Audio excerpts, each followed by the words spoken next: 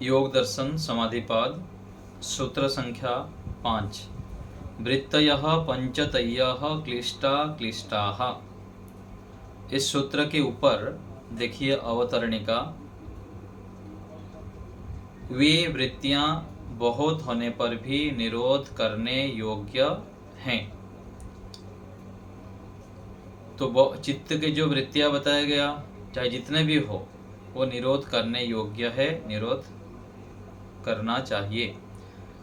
तो वह चित्त की जो वृत्तियां हैं वो 5 प्रकार की हैं। वो आगे सूत्र में बता रहे हैं कि वृत्तयः पंचतयः क्लिष्टा क्लिष्ट अक्लिष्टाः। शब्दार्थ वृत्तयः वृत्तियां, पंचतयः 5 प्रकार की होती हैं, क्लिष्ट और अक्लिष्ट, क्लेशों को उत्पन्न करने वाली और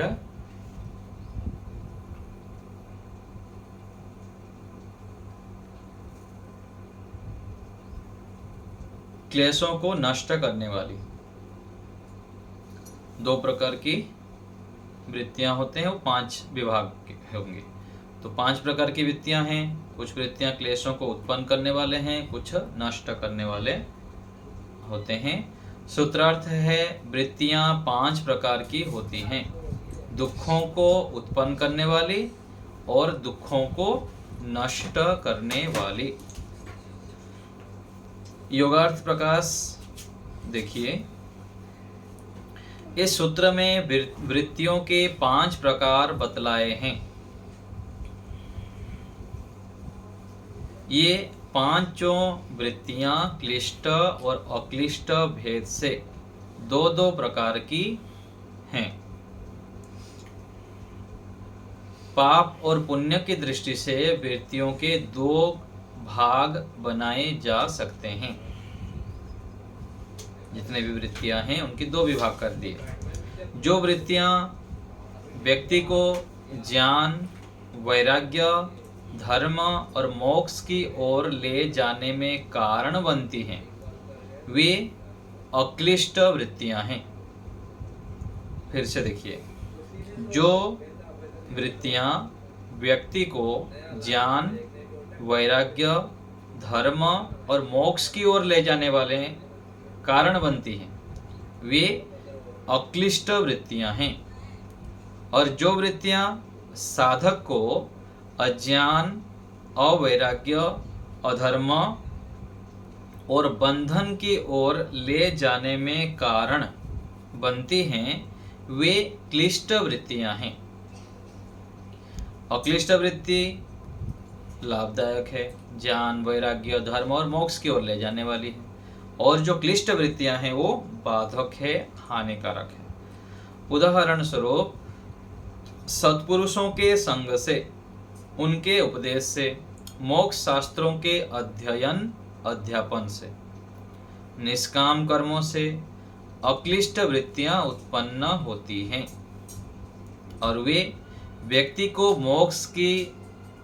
मोक्ष मार्ग की ओर ले जाने में कारण बनती है। कारण और कार्य पहले हम बहुत बार चर्चा किए हैं। कारण से कार्य होता है।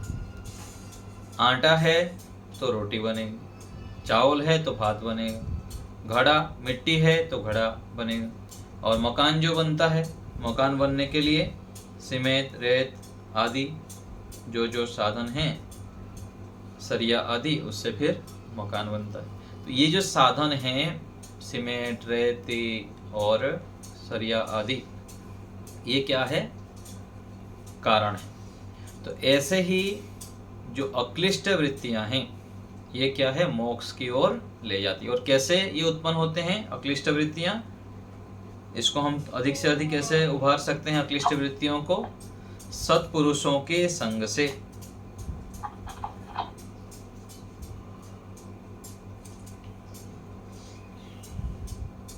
माइक म्यूट कर दीजिए सभी लोग। तो सत्पुरुषों के संग यदि करेंगे, हम उनके उपदेश सुनेंगे और मोक्ष शास्त्र को अध्ययन, पढ़ेंगे और पढ़ाएंगे, इसलिए ऋषि दयानंद जी क्या लिखते हैं आर्य समाज के नियम में, वेद को पढ़ना पढ़ाना और सुनना सुनाना सब आर्यों का परम धर्म है। तो वेद को, ऋषिकृत ग्रंथों को, श्रेष्ठ ग्रंथों को स्वयं पढ़ना चाहिए और दूसरों को पढ़ाना भी चाहिए। अध्ययन करना और अध्यापन करना दोनों ही मोक्ष के साधन बनते हैं और इससे अक्लिष्ट वृत्तियां उत्पन्न होते हैं। और निष्काम कर्मों से भी, यदि हम निष्काम कर्म करेंगे, निष्काम कर्म किसे कहते हैं? जो कार्य ईश्वर प्राप्ति, मोक्ष की प्राप्ति के उद्देश्य से किया जाए उसे कहा जाता है निष्काम कर्म। वह कार्य कैसे होता है? कोई अलग से कोई ऐसे कार्य होता है क्या उसको करने जाना है हमको? ऐसा नहीं। जो भी हम कार्य करते हैं, घर परिवार का कार्य है, व्यापार धंधा का है, नौकरी धंधा आदि का है, कुछ भी करते हैं, उस कार्य के करते समय केवल यदि भावना हम बना दिए कि ये कार्य मैं जो कर रहा हूँ ईश्वर प्राप्ति के उद्देश्य से, संसार के उपकार के लिए, मुझको मोक्ष चाहिए, यह भावना जोड़ दिए तो वो कार्य निष्काम हो जाता है। झाड़ू लगाने का कार्य भी सकाम हो सकता है, निष्काम हो सकता है। बर्तन धोने का, माताएं बहनें घर में बर्तन धोते हैं, भोजन पकाते हैं, तो प्रत्येक कार्य सकाम और निष्काम दोनों हो सकता है। तो निष्काम कर्म यदि करेंगे हम तो अक्लिष्ट वृत्तियां उत्पन्न होगी। तो वे फिर अक्लिष्ट वृत्तियां व्यक्ति को मोक्ष मार्ग की ओर ले जाने में कारण बनती है। तो कारणों को इकट्ठा करेंगे तो कार्य बनेगा। अक्लिष्ट वृत्तियों को यदि हम इकट्ठा करते जाएंगे, उसके संस्कार को मजबूत करेंगे, अधिक से अधिक अक्लिष्ट वृत्तियां अपने मन में चलता रहेगा, तो हम मोक्ष के ओर धीरे धीरे बढ़ते जाएंगे। उसी प्रकार असत पुरुषों के संग से, उनके मिथ्या मार्गदर्शन से, अविद्या युक्त ग्रंथों के अध्ययन और अध्यापन से क्लिष्ट वृत्तियां उत्पन्न होती हैं और वे बंधन की ओर ले जाने का कारण बनती है। तो इसलिए अत्यधिक सावधान होते हुए लोगों से व्यवहार करनी चाहिए। कोई भी आ जाएंगे, घर में आप बैठे हुए हैं, आगे गप्पे लगाने लग जाएंगे, इधर उधर की बातें करेंगे और सारा क्लिष्ट वृत्तियां अपने दिमाग में भर के चले जाएंगे। फिर दिन भर, कई दिनों तक उस वृत्तियों को हम ढोते रहेंगे, आवृत्ति करते रहेंगे। देश दुनिया की बातें हैं, घर पड़ोसी की बातें हैं, राग द्वेष की बातें सब भर देंगे। तो जो असत्पुरुष हैं उनके संग से बचना है और मिथ्या मार्गदर्शन से भी, और अविद्या उत्पन्न करने वाले ग्रंथ को ना पढ़ना ना पढ़ाना, उससे बचना। क्यों? क्योंकि क्लिष्ट वृत्तियों से बचने के लिए, यदि क्लिष्ट वृत्ति आ गया तो फिर वो बंधन का कारण, दुखों का कारण, क्लेशों का कारण, सारे जितने हमारे जो नहीं चाहते हैं वो हमारे अंदर प्रवेश कर लेंगे। और घर के अंदर यदि वायरस आ गया, कंप्यूटर के अंदर, मोबाइल के अंदर, तो उसको क्या करते हैं? हानि पहुंचा देते हैं। ऐसे ही हम यदि सावधान ना रहें तो हमारे अंदर क्लिष्ट वृत्तियां आ जाएंगी। यहाँ पर यह बात ध्यान देने योग्य है कि क्लिष्ट अक्लिष्ट वृत्तियों को उत्पन्न करना और उनका स्वेच्छा से प्रयोग करना जीवात्मा के अपने अधीन है, मन इंद्रियों के नहीं, हमारे कंट्रोल में है। हम चाहेंगे तो ये हम उत्पन्न कर सकते हैं, नहीं चाहेंगे तो नहीं उत्पन्न करेंगे। इसको समझना होता है। हम चाहें तो इन दोनों वृत्तियों में से किसका चयन करें, अपने हाथ में। गुणों की दृष्टि से वृत्तियों के 3 भाग बनते हैं, सुख, दुख और मोह। यह बात पहले लिखी गई है कि चित्त की उत्पत्ति सत्वगुण, रजोगुण और तमोगुण से होती है। चित्त की अर्थात जो मन आदि इंद्रियां हैं, चित्त है, उसकी मूल जो उत्पत्ति क्या है? सत्वगुण, रजोगुण और तमोगुण, तीनों मिलकर बने हुए हैं। अतः उसकी वृत्तियां भी 3 गुणों से युक्त हैं। कुछ भी उसमें उत्पन्न होंगे, वृत्ति, ज्ञान, विचार, तो तीनों गुणों से युक्त रहेगा। सत्व आदि के यथाक्रम सुख, दुख, मोह स्वभाव वाले होने से चित्त की वृत्तियां भी उसी स्वभाव से युक्त होते हैं। तो जो कारण में होता है वो कार्य में दिखता है। तो सुख, दुख, मोह उसके कारण में है, जो बना है जिससे, उससे उसमें ही है, तो इसीलिए वो उसी प्रकार से होते हैं।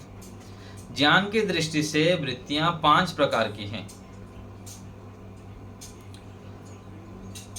5 प्रकार की वृत्तियां: प्रमाण वृत्ति, विपर्यय वृत्ति, विकल्प वृत्ति, निद्रा वृत्ति और स्मृति वृत्ति। इन 5 वृत्तियों के क्लिष्ट और अक्लिष्ट रूप में 2-2 भेद करने पर 10 भेद होते हैं। प्रमाण वृत्ति के क्लिष्ट भी होंगे, अक्लिष्ट भी होंगे।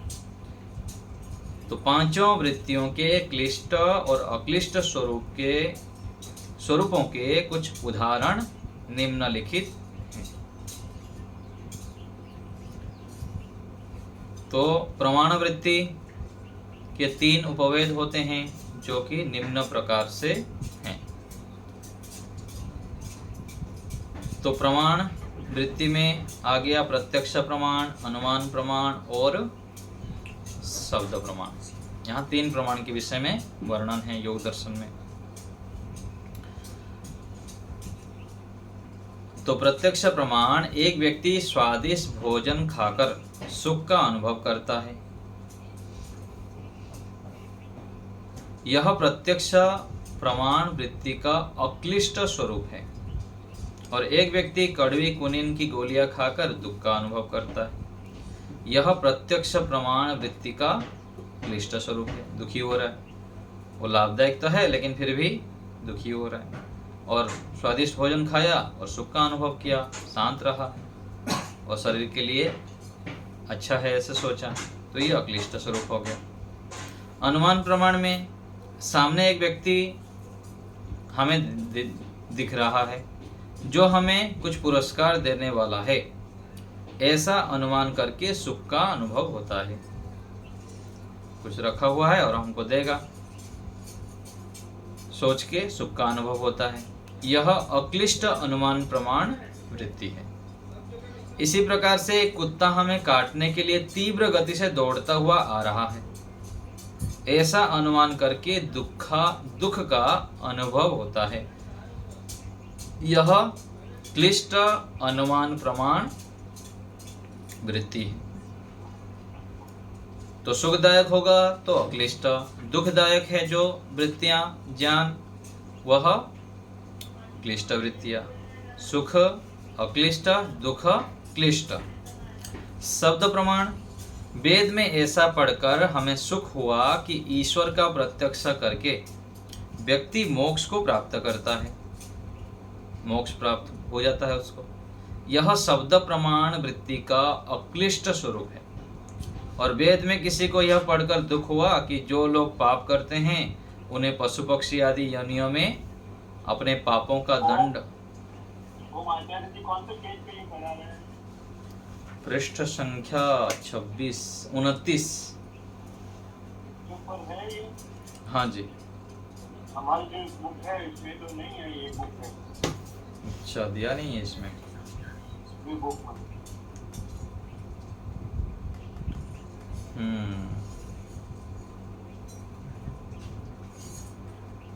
उसमें तो सीधा ये है, ज्ञान की दृष्टि से वृत्तियां 5 प्रकार की है।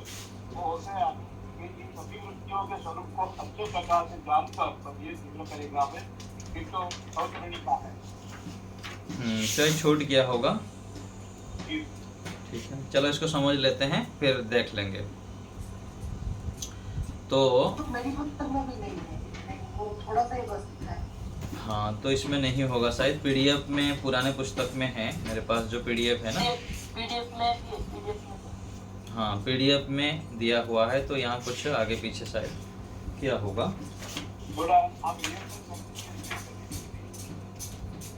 प्रमाण विपर्यय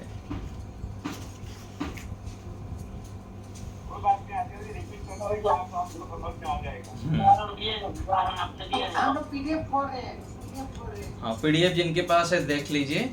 तो पांचों वृत्तियों को इसको समझा रहे हैं, तो बाद में देख लेंगे। तो प्रमाण, विपर्यय, विकल्प, निद्रा जो है, प्रमाण वृत्ति में प्रत्यक्ष प्रमाण हो गया, अनुमान प्रमाण हो गया। शब्द प्रमाण में ये बता रहे हैं कि ईश्वर का प्रत्यक्ष सुनकर व्यक्ति को सुख होता है, ईश्वर का प्रत्यक्ष होने पर मोक्ष हो जाता है। तो ये शब्द प्रमाण वृत्ति का अक्लिष्ट स्वरूप है। और वेद में किसी को कहीं पढ़ा कि जो लोग पाप करते हैं उन्हें पशु पक्षी आदि योनियों में अपने पाप का दंड दुख के रूप में भोगना पड़ता है। तो यह शब्द प्रमाण वृत्ति का क्लिष्ट स्वरूप है। तो प्रमाण वृत्ति में प्रत्यक्ष, अनुमान और शब्द प्रमाण। तो इस प्रमाण वृत्ति में भी जब ज्ञान होता है तो वह जब सुखदायक होता है तो अक्लिष्ट वृत्ति, दुखदायक होने पर क्लिष्ट वृत्ति होता है, उसके बाद दुख होता है।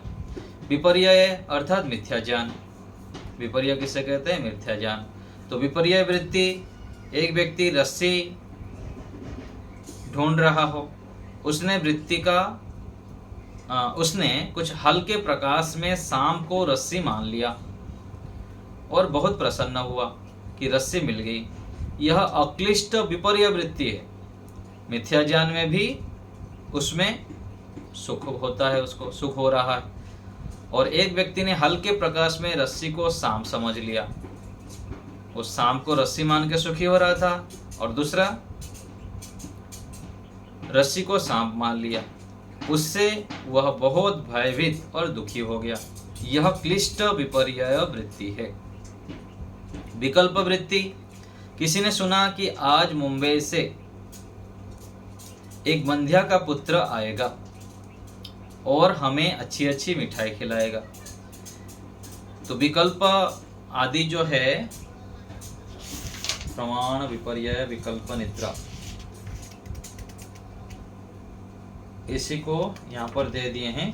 तो विकल्प अर्थात यह होता है कि विकल्प का स्वरूप आगे बताएंगे, अभी केवल इतना सुन लीजिए कि विपर्यय स्वरूप जो विपर्यय वृत्ति है, ये तो मिथ्या ज्ञान हो गया।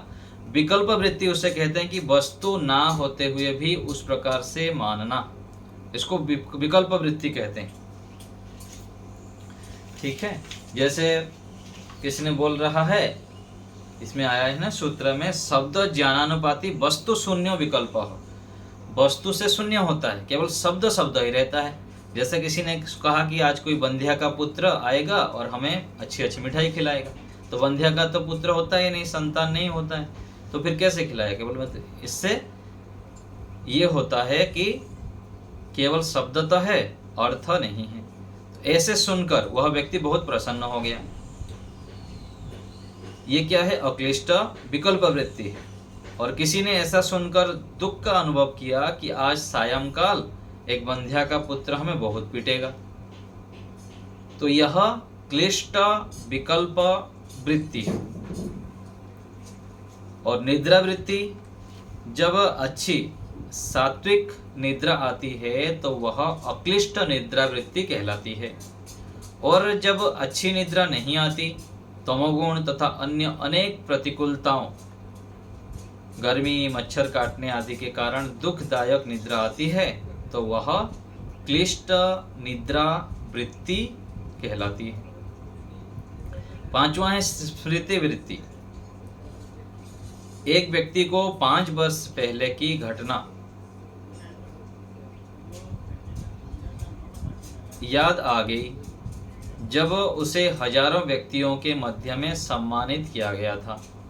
वो स्मृति उठाया मन में, इससे उसे सुख का अनुभव हुआ। यह अक्लिष्ट स्मृति वृत्ति है। और एक व्यक्ति को यह याद आ गया कि 3 वर्ष पहले मुझे अमुक व्यक्ति ने पीटा था, अपमानित किया था, इसे याद करके दुखी हुआ। यह क्लिष्ट स्मृति वृत्ति है। तो ये जो 5 प्रकार की वृत्तियां हैं, प्रमाण, विपर्यय, विकल्प, निद्रा, स्मृति, तो ये 5 वृत्तियों के कारण हमें सुख और दुख होता है। हाँ, तो ये बीच में यहाँ पर छूट गया था। तो ये देखिए, अभी पुस्तक देखिए, अभी इसको हम पढ़ लेते हैं। पुस्तक में योगार्थ प्रकाश, पाप और पुण्य की दृष्टि से वृत्तियों के दो भाग बनाए जा सकते हैं। ये सब तो पढ़ लिए हम ना। यहाँ पर यह बात ध्यान देने योग्य है। ये भी हो गया। यहाँ से पढ़ना। गुणों की दृष्टि से, अच्छा, ज्ञान की दृष्टि से वृत्तियां 5 प्रकार की होती हैं: प्रमाण, विपर्यय, विकल्प, निद्रा और स्मृति।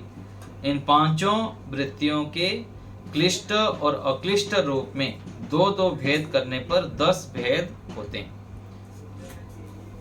तो ये पुस्तक में दिया है, इसको थोड़ा विस्तार करके यहाँ पर दे दिए हैं। और इसी ये जो हम पढ़े इसको आगे भी कहीं पर खोल के दिया नहीं है ना। तो इस प्रकार से हमको यहाँ पर समझना चाहिए कि जो 5 वृत्तियां हैं, अगले सूत्र में आएगा प्रमाण, विपर्यय, विकल्प, निद्रा। तो इन सभी वृत्तियों के स्वरूप को, पुस्तक देखिए, इन सभी वृत्तियों के स्वरूप को अच्छे प्रकार से जानकर क्लिष्ट वृत्तियों का परित्याग करना और अक्लिष्ट वृत्तियों के उचित प्रयोग से व्यक्ति योग मार्ग पर चलने में समर्थ हो सकता है। क्लिष्ट और अक्लिष्ट वृत्तियों से युक्त चित्त, उनको थोड़ा बोल के आए तो बात नहीं करेंगे। तो अक्लिष्ट वृत्तियों के उचित प्रयोग से व्यक्ति योग मार्ग पर चलने में समर्थ हो सकता है। तो क्लिष्ट और अक्लिष्ट वृत्तियों को जब हम अच्छे प्रकार से जानेंगे, तब फिर अक्लिष्ट वृत्तियों का संग्रह करेंगे, फिर हम योग मार्ग पर चल सकते हैं, सफल हो सकते हैं।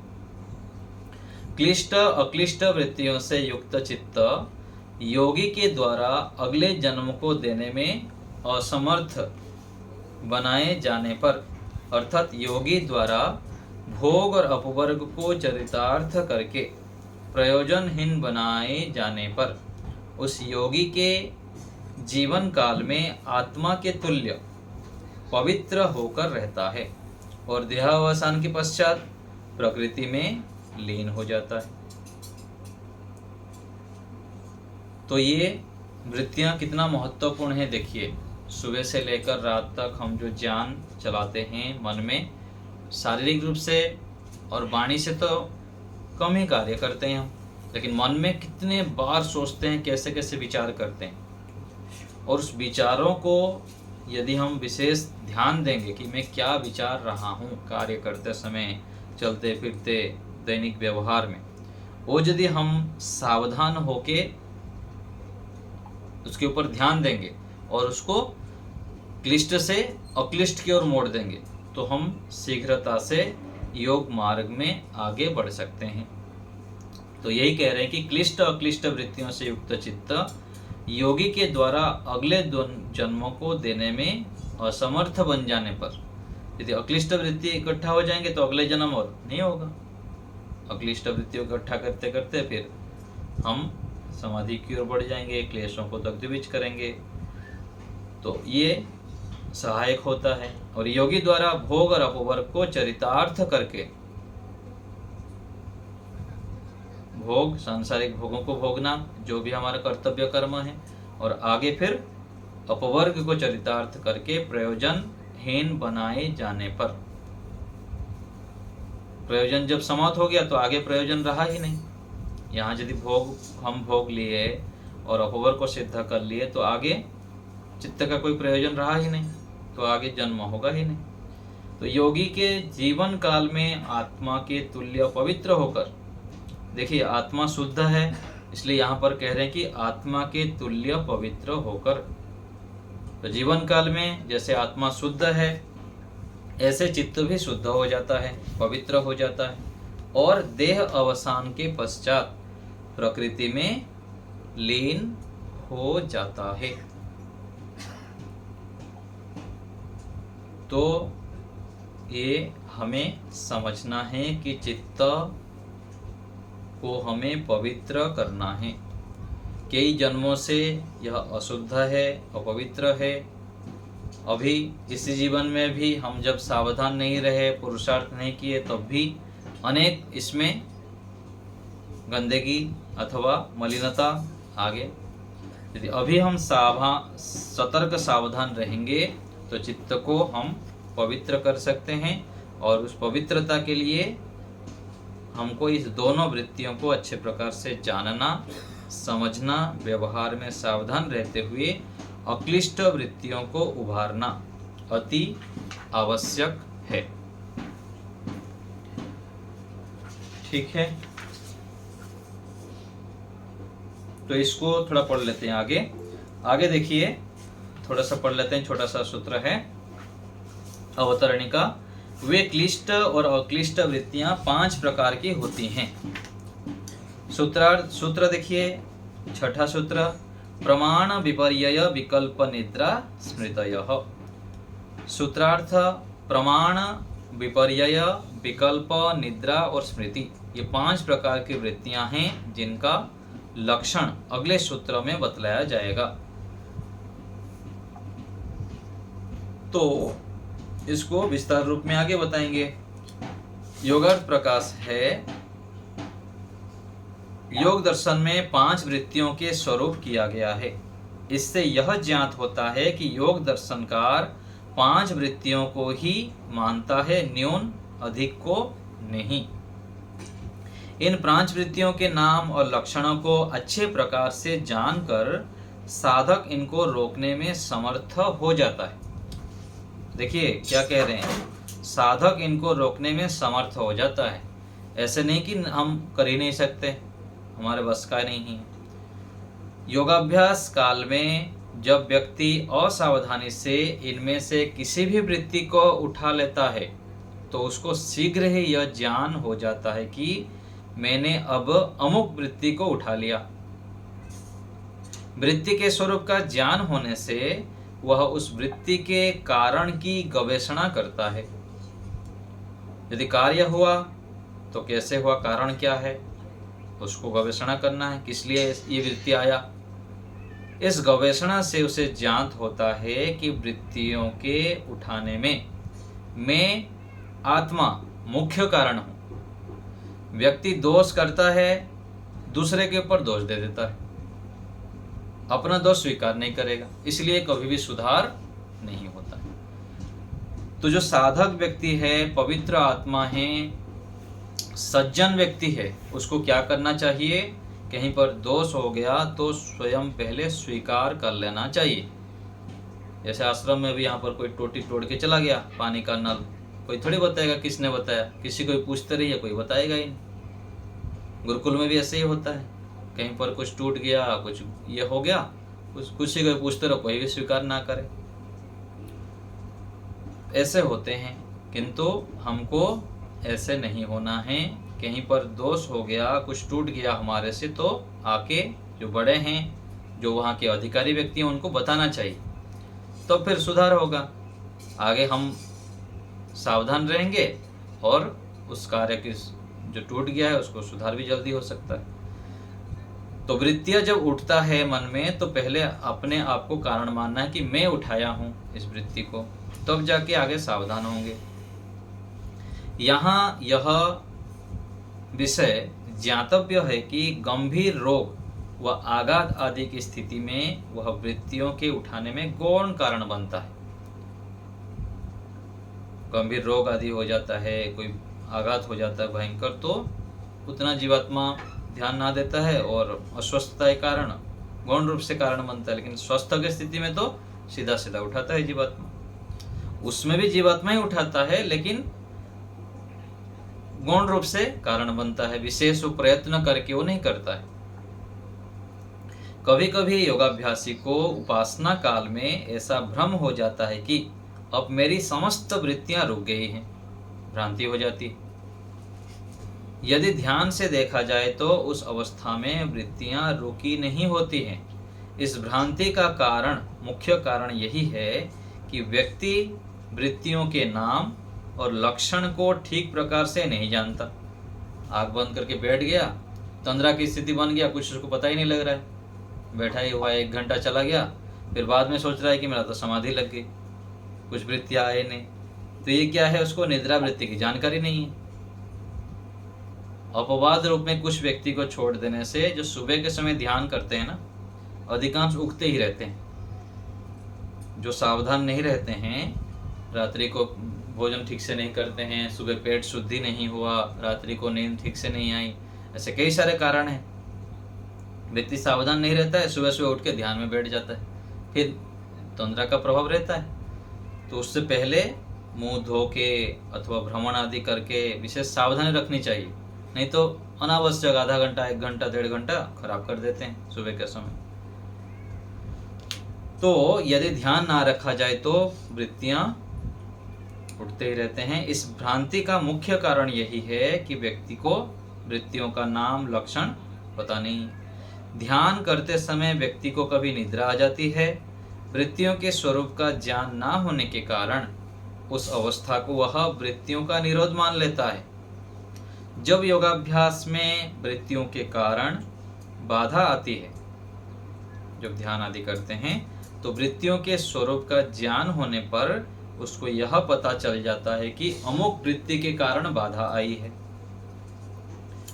और 5 वृत्तियों के नाम और लक्षणों को जानने वाला इन 5 को रोकने के पश्चात निश्चिंत हो जाता है, और वह यह अनुभव करता है कि अब मेरी सभी वृत्तियों का अवरोध हो गया है और मैं योग की वास्तविक स्थिति में पहुंच गया।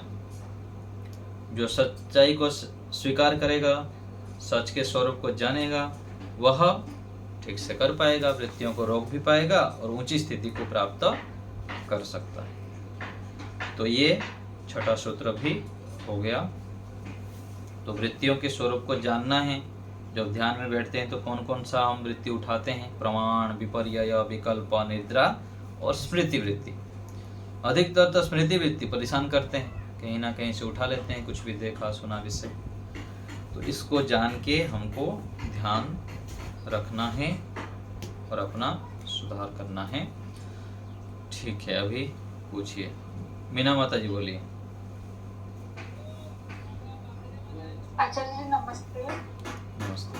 थोड़ा अनुमान प्रमाण जो वृत्ति और थोड़ा समझा दीजिए। अनुमान प्रमाण यह होता है ना, अनुमान प्रमाण जो होता है प्रत्यक्ष के आधार पर होता है। कोई व्यक्ति वहां से आ रहा है, कोई गिफ्ट लेके आ रहा है, मिठाई लेके आ रहा है, मिठाई का डिब्बा दिख रहा है, तो हम देख के क्या सोचेंगे कि मेरे को लाके मिठाई देंगे।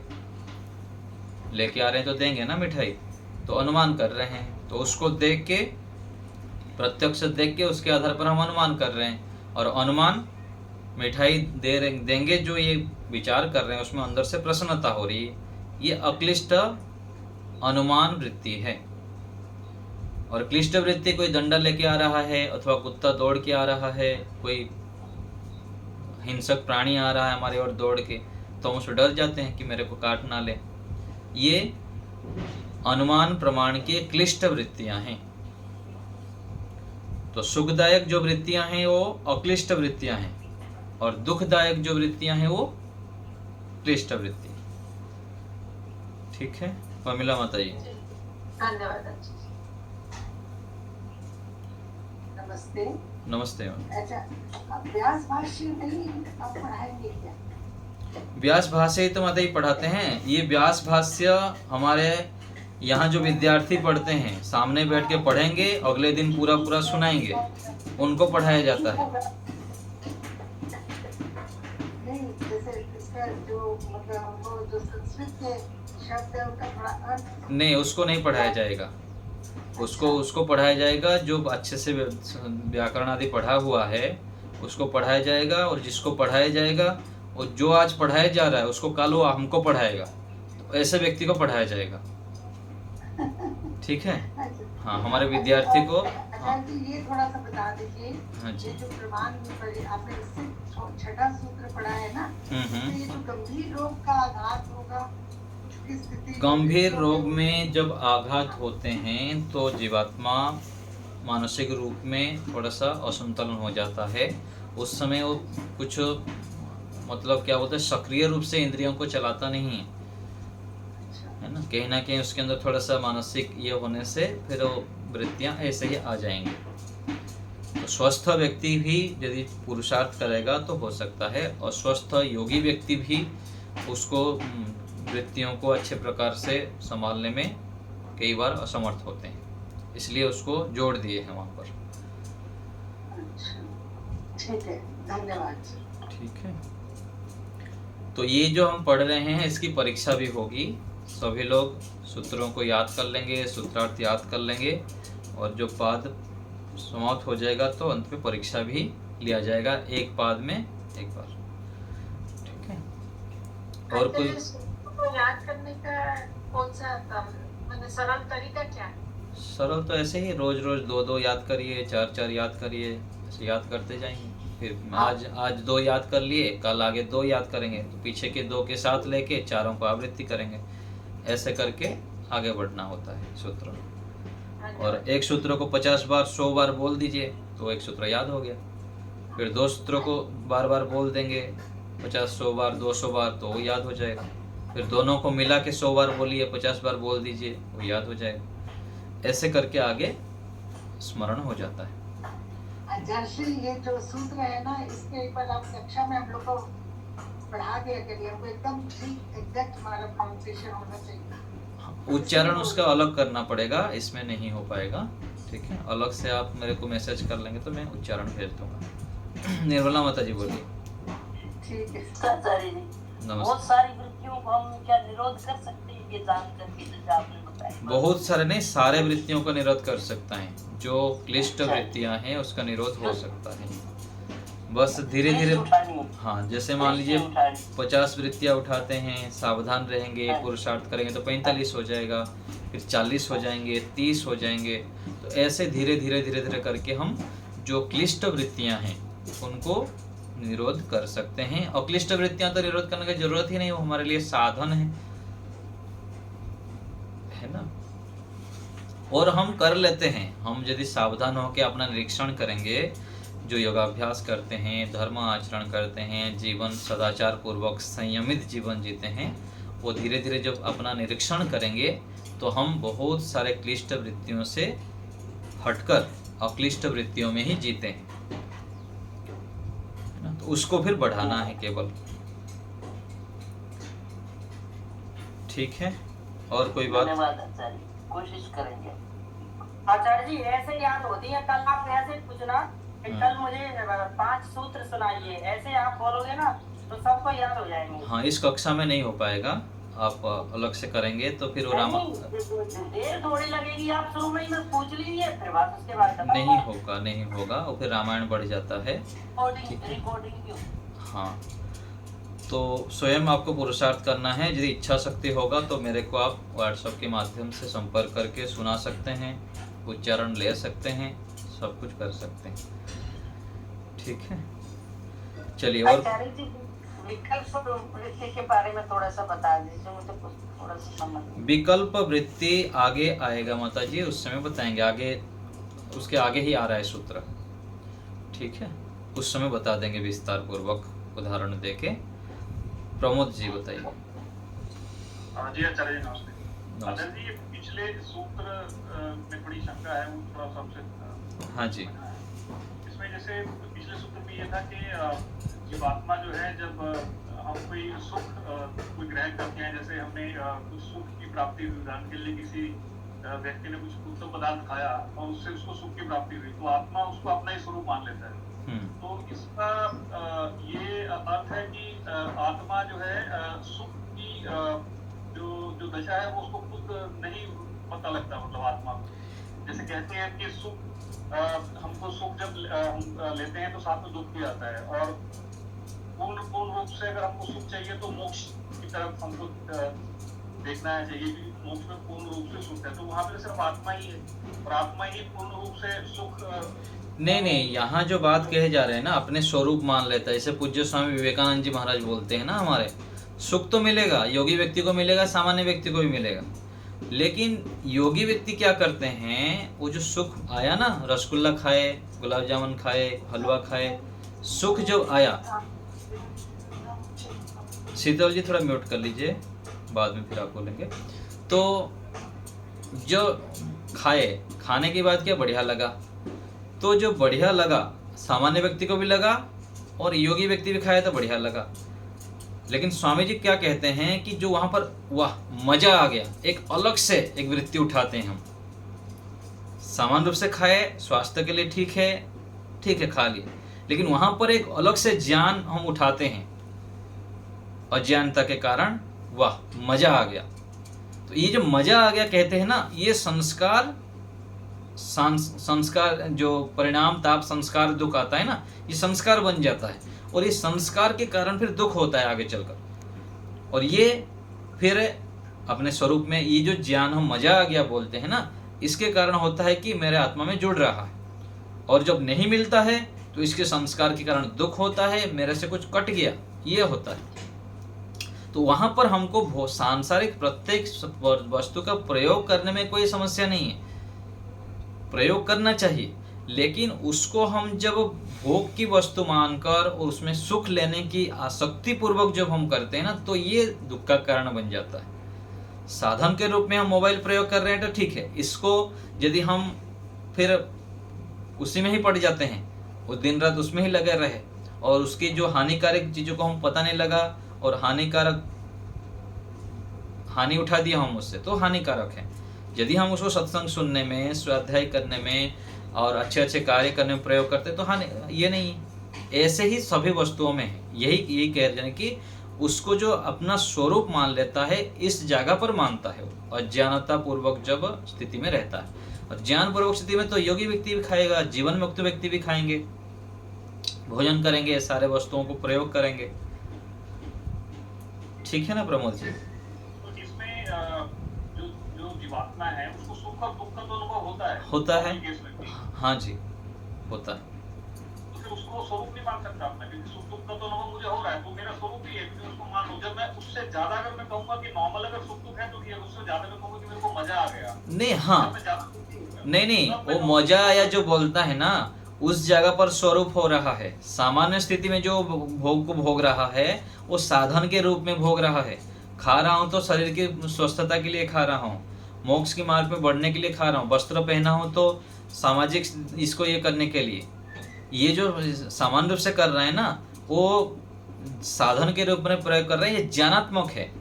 और वहाँ जो स्वरूप मानने की बात हो रही है वो अज्ञान के रूप में है। ये दोनों में फर्क है। आत्मा का सुख दुख कैसे डिफाइन करेंगे? आत्मा सुख भी महसूस करती है और दुख भी महसूस करती है, वो कैसे डिफरेंशिएट करेंगे? सुख भी होता है, दुख भी होता है। सुखानुसायी रागः, दुखानुसायी द्वेषः।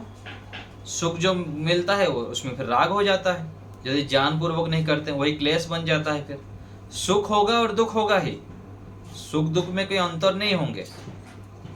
आत्मा को सुख भी होता है, दुख भी होता है, लेकिन जो वहां पर मिलता है वो स्थायी सुख मिलता है। यहाँ जो संसार में मिलता है, सुख मिल रहा है, वो अस्थायी है, थोड़े काल के लिए, और सुख नहीं है ऐसे नहीं है। वही सुख जो मिल रहा है वही क्लिष्ट वृत्ति और अक्लिष्ट वृत्ति, यही तो बता रहे हैं ना यहीं पर। उसको यदि हम सुख मिलने पर भी मोक्ष के साधन बना रहे हैं, निष्काम कर्म की ओर ले रहे हैं, भावना बना दे रहे हैं, तो अक्लिष्ट वृत्ति हो गया वही सुख, और वह हमारे लिए साधन बनता है। और अक्लिष्ट जो क्लिष्ट वृत्तियां हैं, वो क्लिष्ट वृत्तियों को भी यदि हम ये ज्ञानात्मक रूप से करेंगे, फिर उसको हटा देंगे क्लिष्ट वृत्तियों को, वो हानिकारक सोच के, दुख जब मिलेगा तो। ये हुआ कि हम जैसे आत्मा है तो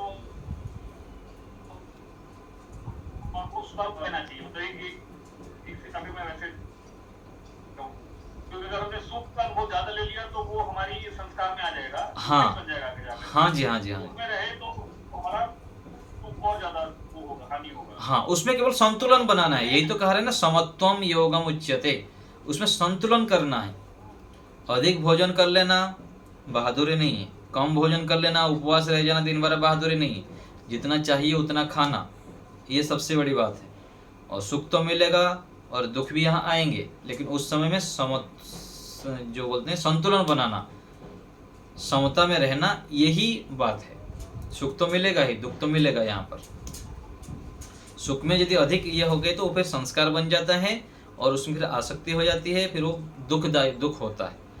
जैसे सम्मान के विषय में, आत्मा उसको अपना स्वरूप जान लेती है। हाँ, स्वरूप मान लेता है, इसी कारण तो दुखी होता है ना, इसी कारण तो दुखी होता है। यदि सुख भोगेगा तो दुखी होगा। इसलिए तो सम्मान के विषय में भी ये कहा गया ना, सम्मान जब मिलता है, जब बहुत प्रसन्न हो गए, बड़ाई की किया, कोई हमको वाह वाह करता है, यदि वहां पर फूल गए, तो फिर जब अपमान होगा तो वहां पर दिल मिला जाएंगे। यही स्थिति है। तो सुख के विषय में भी ऐसा ही है। यदि सांसारिक सुखों को हम साधन के रूप में नहीं देखें तो फिर दुख आने पर भयंकर दुखी होंगे व्यक्ति। इसलिए तो जो तपस्वी व्यक्ति होते हैं, योगाभ्यासी है, जो ज्ञानात्मक रूप से रहते हैं, कहीं भी कुछ भी मिल गया, कुछ भी हुआ तो फिर वो ठीक रहते हैं, संतुलन बना लेते हैं। थोड़ा सा नमक अधिक हो गया अथवा भोजन में कुछ कच्चापन हो गया तो ठीक है, कोई बात नहीं तो व्यक्ति थाली उठा के फेंकता है। इतना व्यक्ति घर में माता जी बहन जी आदि बनाए के रखे होंगे इतना मेहनत से, थोड़ा बहुत कुछ कमी हो गया उसको 10 कमी निकालने लग जाएंगे। यही तो होता है ना, व्यक्ति के गुणों को देखना होता है। व्यक्ति कितना मेहनत करके एक व्यवस्था बनाए रखता है और आप आके उसमें 10 कमी दिखाने लग जाते हैं।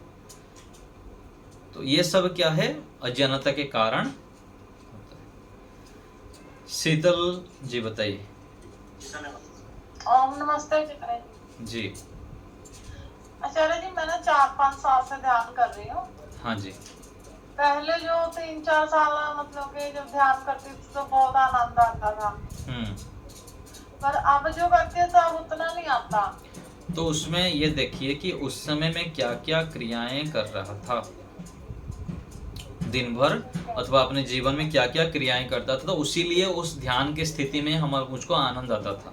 और अभी क्या उसमें कमी किया हूँ, क्या कमी हुआ है, उसके कारण वो आनंद नहीं आ रहा है, उसको हम निरीक्षण करेंगे, फिर उसको धीरे धीरे करके उन क्रियाओं को कर लेंगे अथवा अभी अच्छी क्रियाओं को उसमें जोड़ देंगे तो फिर हो जाता है। केवल अपने कारण से भी होता है और केवल परिवेश, जो हमारे साथी मित्र है, परिवार के लोग हैं अथवा जिस परिवेश में हम रहते हैं उसके कारण भी मानसिक स्थिति में उतार चढ़ाव हो जाता है। तो इस कारण को देखेंगे तो फिर पुनः आप अवश्य ही कर सकते हैं। और ध्यान में ईश्वर से प्रार्थना करिए कि प्रभु मुझे अच्छे ज्ञान दीजिए, सद्बुद्धि दीजिए, मैं फिर अपने जो कारणों को जान पाऊँ, उसको हटा पाऊँ, फिर आपके आनंद को मैं ले पाऊँ। ठीक है आचार्य जी। एक बात और आचार्य जी, ध्यान करने के बाद ना जब मैंने शुरू में ध्यान करना शुरू किया था तो मुझे अभिमान भी बहुत हो गया था। हाँ, इसीलिए बताया था ना, मैं कई बार कक्षा में संकेत किया हूँ मैं, ये आप बिल्कुल सही पकड़े। ये पकड़ लेना बहुत बड़ी बात है। व्यक्ति को बड़े बड़े योगी बन जाते हैं, उनको ये दोष ही पकड़ में नहीं आता। ये बहुत सूक्ष्म है, ध्यान की बात नहीं, व्यवहार में भी जो अभिमान रूपी दोष है उसके कारण व्यक्ति कहाँ से पूरा नीचे धड़म करके गिरता है। उसका तो आचार्य जी इन बातों का तो मुझे पता लग जाता जब मैं किसी से या मैं किसी को हर्ट कर दूं या किसी का मन दुखा दूं या मुझसे किसी से गलत बात कही जाए, मुझे तुरंत एहसास हो जाता है मैंने सामने वाले को ये बात गलत कह दी। होगा, अवश्य होगा। जो साधक व्यक्ति है, पवित्र चित्त वाला है, सात्विक व्यक्ति है, उसको अपना दोष बिल्कुल पहले दोष दिखाई देता है। और दूसरे के दोष दिखाने से पहले वो अपना दोष स्वीकार करता है कि मेरा कहीं ना कहीं दोष है, इसीलिए ऐसा हुआ है। तो ये तो उसको आप फिर से परमेश्वर से प्रार्थना कीजिए और ईश्वर को ही उसके लिए श्रेय दीजिए कि प्रभु आपकी कृपा से ही मेरे सारे कार्य हो रहा है। माता पिता, गुरुजन, कितने सारे लोगों के उपकार से हमारा जीवन चल रहा है। हमारे पास जो भी उपलब्धियां हैं तो उनको धन्यवाद दें, फिर ईश्वर से प्रार्थना करिए, ठीक हो जाएगा। ठीक है चलिए, एक बात और सर, मुझे गौण शब्द के बारे में बता दीजिए। गौण? हाँ जी। एक होता है मुख्य, एक होता है गौण। ठीक है, गौण अर्थात क्या होता है, मुख्य अर्थात करने योग्य, और गौण काम को बाद में कर सकते हैं। जैसे कोई अतिथि आ गए तो हम कपड़ा धो रहे थे, अतिथि आ गए, तो मुख्य काम क्या है, अतिथि के सत्कार करना। गौण कार्य क्या है, जो बाद में किया जा सकता है। कपड़ा धोने का काम बाद में हम कर सकते हैं। ऐसे सोचेगा अतिथि बैठा ही रहे आधा घंटा तक, हम कपड़ा पहले धो दें फिर वो कार्य करेंगे, ऐसा नहीं है। पहले अतिथि आ गए तो मुख्य कार्य है अतिथि की सत्कार करना, उनके साथ बैठना, पूछना, उनकी सत्कार करना, फिर गौण कार्य करना। तो ऐसे ही ईश्वर प्राप्ति, मोक्ष प्राप्ति, ध्यान करना, जीवन को संयमित जीना, पुरुषार्थ करना, ये सब मुख्य कार्य है। और बाकी छोटे मोटे जो कार्य है वो गौण कार्य होता है। तो मुख्य कार्य में अपने समय सामर्थ्य को लगाना चाहिए। ठीक है जी, नरेश जी। धन्यवाद। आचार्य जी, मेरा प्रश्न यह है कि अगर पति पत्नी है, हाँ जी, उसमें अगर मान लीजिए मैं प्रयास कर रहा हूँ योग करने का या तो मोक्ष की ओर जाने का, तो मेरी पत्नी है अगर उनको जो घर के व्यवहारिक काम है उसमें ज्यादा रस है, इनमें रस नहीं है, मैं प्रयास कर रहा हूँ फिर भी उनको उसमें रस नहीं है, तो उसको क्या मतलब उनको कुछ भी नहीं करना, उसको इसमें छोड़ देना चाहिए? उनको कुछ भी नहीं करना, उनके और ध्यान भी नहीं देना, अपने काम आप करते जाइए, अपने काम आप करते जाएंगे, करते। कल की कक्षा में, हाँ जी, कल की कक्षा में मैंने सुना कि मतलब आप अगर मोक्ष की ओर चलो तो साथ है, तो मतलब पति है तो साथ में कैसे करें? मतलब वो हो जाएगा, आप उनकी चिंता मत करिए, अवश्य करेंगे और बिल्कुल करेंगे। आप निश्चिंत होकर रहिए और विश्वास पूर्वक रहिए। आप अपने जितने भी व्यवहार है अच्छे से करते रहिए, ना उनको आरोप लगाइए, ना नहीं कर रहे हैं ऐसा मत सोचिए। आप जब अच्छे कार्य करते जाएंगे, एक दिन वो आज 10% नहीं कर रहे हैं, 2% करने लगेंगे धीरे धीरे, है ना, फिर 4%, ऐसे धीरे धीरे फिर होगा। समय लगता है, 5 साल 10 साल लगे, लेकिन आप अपने कर्तव्य को अच्छे प्रकार से करते रहिए, ईश्वर की उपासना करते रहें और जितने भी अच्छे कार्य है आप करते रहिए, उनकी ओर ध्यान मत दीजिए। हम जब सुधर जाएंगे तो ईश्वर की कृपा से और हम भी पुरुषार्थ करते रहेंगे, बहुत थोड़ा सा, कभी उनको सत्संग में ले गए, कभी कुछ ऐसे कर दिए, स्वाध्याय में बिठा दिए, तो ऐसे करके परिवर्तन होगा। अधिकतर क्या होता है ना, जब दो व्यक्ति साथ में रहते हैं, पति पत्नी हैं, साथी मित्र हैं, एक दूसरे के दोष ही दिखता है। जो हम हमारे कमियां हैं ना उनको पता है, हम उनको यदि प्रेरित करते रहेंगे आप करो, तो फिर हमारे 10 कमी दिखाएंगे, आप तो नहीं करते मैं क्यों करूं। इसलिए उनको अधिक, जो भी साथी मित्र है, कोई भी साथ में रहते हैं, उनको कुछ करना नहीं, अपने आचरण से ही उनको हमारे ओर लाना होता है। जब हम अपने आचरण सुधार कर लेंगे वो स्वतः ही आ जाएंगे। ये पूरा 100% सही बात है, अपने जीवन में किया हुआ है ना। हम जब अच्छे चलेंगे, ईश्वर की सानिध्य में बैठेंगे और धर्मागत कार्य करते जाएंगे, तो हमारे आसपास जो रहते हैं, चाहे पत्नी हो, मित्र हो, कोई भी हो, वो स्वतः ही आ जाएगा। इसलिए अधिक उसके ऊपर ध्यान नहीं देना चाहिए। ईश्वर से प्रार्थना करना है अंदर से। परमात्मा अंतर्यामी प्रेरक है, सभी आत्माओं को प्रेरणा कर रहे हैं, तो ईश्वर प्रेरणा देंगे उनके अंदर। ठीक है ना रेश जी? सुदेशना बताइए।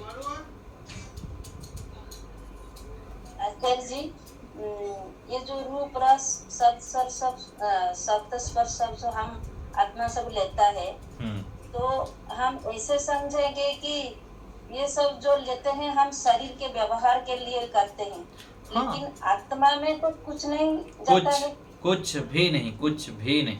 जो मिठाई खाते हैं या अच्छे चीज सब खाते हैं, हाँ, आत्मा में 1 माइक्रो मिलीग्राम भी नहीं जाता ना। तो इसीलिए हम अपना शरीर रक्षा के लिए खाते हैं, सुख के लिए नहीं खाते हैं, ऐसे समझेंगे? हाँ जी, शरीर रक्षा के लिए खा रहे हैं और पौष्टिक भी खाना है, जितना चाहिए उतना भी खाना है, और उसमें सुख भी नहीं लेना है। खाना है, सुख नहीं लेना है। हमारे स्वामी विवेकानंद जी बोलते हैं ना, कई बार व्यवहार में, जब हम स्वामी सत्यवती महाराज जी को बोलते थे पहले, गुरु जी स्वामी जी महाराज बोलते थे, बड़े स्वामी जी खाना भी है सुख भी नहीं लेना, तो स्वामी जी बोलते हैं कि ये तो हमको असंभव जैसा लगता था। बोले चलो ठीक है। स्वामी जी को पूछे कि स्वामी जी ऐसे कैसे हो सकता है, खाना भी है और सुख भी नहीं लेना? तो स्वामी जी फिर बताए 3-4 काम। एक तो है कि जब भी आप खाते हैं तो फरमाइश नहीं करना है कि ये मेरे लिए बनाओ, है ना। ठीक है, स्वास्थ्य के लिए कई बार होता है, किसी घर में जाते हैं तो हम बोल देते हैं कि ये खिचड़ी बना दीजिए, सिंपल बना दीजिए, ये बिना प्याज मिर्च की प्याज लहसुन की बनाना है, लाल मिर्च की बनाना है ना, अधिक घी नहीं डालना है। ये स्वास्थ्य की दृष्टि ठीक है। अपने ओर से डिमांड करना कि ये बनाओ होता है ना कई बार, तो फरमाइश नहीं करना है, पहला काम, यदि सुख आप लेना नहीं चाहते हैं तो। और दूसरा है कि भोजन खाते समय, ये जो अभी बताया कि खाएंगे लेकिन उसमें खा लिए बस, वाह मज़ा आ गया, ऐसे बोलना नहीं है। मन में एक विचार लाते हैं हम, कई बार अच्छा अच्छा आइटम बनता है ना, तो ये विचार को नहीं लाना है, वहाँ शांत रह के खा लेना है। और तीसरा काम है, तीसरा क्या बताए हैं, हाँ तीसरा ये है कि जिस चीज को खाने में हमारी आसक्ति है, यदि हमारा घी के बिना भोजन नहीं जाता है तो घी को 1 सप्ताह के लिए छोड़ दीजिए, कभी कभी 15 दिन के लिए छोड़ दीजिए, अपना टेस्ट कीजिए मैं रह पाता हूँ कि नहीं पाता हूँ, है ना। कोई मीठा के बिना नहीं रह पाता है तो कुछ दिन के लिए छोड़ दे, 15 दिन के लिए, 1 महीने के लिए, फिर रह पाता हो कि नहीं परीक्षण कीजिए, ऐसे करके उसको लंबा बढ़ाइए। तो ऐसे जब करेंगे तो फिर धीरे धीरे धीरे हम पुरुषार्थ करते हुए बिना सुख लिए भोजन कर सकते हैं। चाहे सामान्य रोटी चावल सब्जी मिल जाए तब भी खुश। मेरा तो छोटे से ऐसा ही है, जो भी मिल गया, हमारे आनंद जी बैठे हैं यहाँ भोजन पकाते हैं, तो ये भी है, घर में भी है, कहीं भी जाऊँ, चाहे नमक अधिक हो गया कम हो गया, मैं ज़्यादा कुछ ध्यान नहीं देता, बस मिल गया खा लिया छुट्टी। कभी अधिक कुछ हुआ तो बताता हूँ, नहीं तो बिल्कुल नहीं। तो ऐसे ही है, भोजन जो मिल गया परमात्मा की कृपा से, कितने मेहनत करके बनाते हैं, स्वयं हम पकाने से पता लगता है। यही तो बता रहा था, घर में लोग हैं, कोई भी कितना मेहनत करके घंटों लगा के भोजन पकाते हैं, उसमें आके हम कमी निकालते हैं। तो ईश्वर की कृपा से हमको ये भोजन मिला है, ये शरीर परमात्मा के दिया हुआ मंदिर है, ऐसे भावना करते हुए भोजन करेंगे तो फिर सुख नहीं लेंगे और स्वास्थ्य भी ठीक रहेगा। इसमें सुख ले लेंगे तो इसमें क्या बुराई है खाने का? सुख लेने में मना कौन कर रहा है? सुख लेना है, सुख तो लेना ही है। जैसे स्वामी जी को कोई बोला, स्वामी विवेकानंद जी को, किसी घर में भोजन किए, बाहर निकले तो माता जी बहुत अच्छा भोजन बनाए थे आप, तो फिर थोड़ी देर बाद आके बोले स्वामी जी आप तो प्रवचन में बोल के आए कि सुख नहीं लेना और ये नहीं करना, फिर आप कैसे बोल दिए बहुत अच्छा बनाए? तो बहुत अच्छा तो बनाए थे, तो बहुत अच्छा बोले, लेकिन मजा आ गया ऐसे तो नहीं बोले ना। तो सुख तो लेना है, मिठाई खाएंगे तो सुख तो मिलेगा ही, और सुख मिलने में मना नहीं है। उसके पीछे जो बात कहा जा रहा है ना, उसको समझिए। यदि हम उसके पीछे अधिक आसक्ति भावना से करते हैं तो वो संस्कार बन जाता है और वही दुख में दायक होता है। तो ये केवल हमको समझना है, सुख तो लेना है लेकिन उसमें आवृत्ति नहीं करना है। ये फिर आदत ठीक नहीं है। फरमाइश करना भी, फरमाइश स्वास्थ्य की दृष्टि से ठीक है, घर में बोल दी कि ये बनाइए, लेकिन उसमें जो एक होता है ना आसक्ति की दृष्टि से फरमाइश करना, ये हानिकारक होता है। ठीक है, और कोई बात? हो गया, समय भी हमारा हो गया, धन्यवाद। यहीं रखते हैं। भानुमति माता जी। कोई बात नहीं पूछना चाहती हूँ। हाँ जी। कोई भी हमको अच्छा से बना के देगा तो उसको अच्छे नहीं बोलेंगे तो वो बुरे सोचेगा ना। अच्छे बनने के लिए बोलने के लिए कहाँ मना किया मैं, ये तो बोल रहा हूँ अच्छा बना है बोलना है, उनको अच्छा उत्साह बढ़ाने के लिए, अपने लिए नहीं बोलना है मजा आ गया यह हो गया। ठीक है ना, अच्छा भी लगता है, मन में अच्छा लगना है, परमात्मा को धन्यवाद देना है कि प्रभु बहुत अच्छा आपके बनाए सृष्टि में इतने बढ़िया खाना मिलने को मिल रहा है, आपका बहुत बहुत धन्यवाद। पाचक को धन्यवाद, जितने लोगों के पुरुषार्थ से ये आया उसको धन्यवाद देना है। जो वैसे धन्यवाद की भावना कर देंगे तो वो अमृत बन जाएगा, वो सब गौण हो जाएंगे, जो हानिकारक जो अच्छा लगना हम बोल रहे हैं।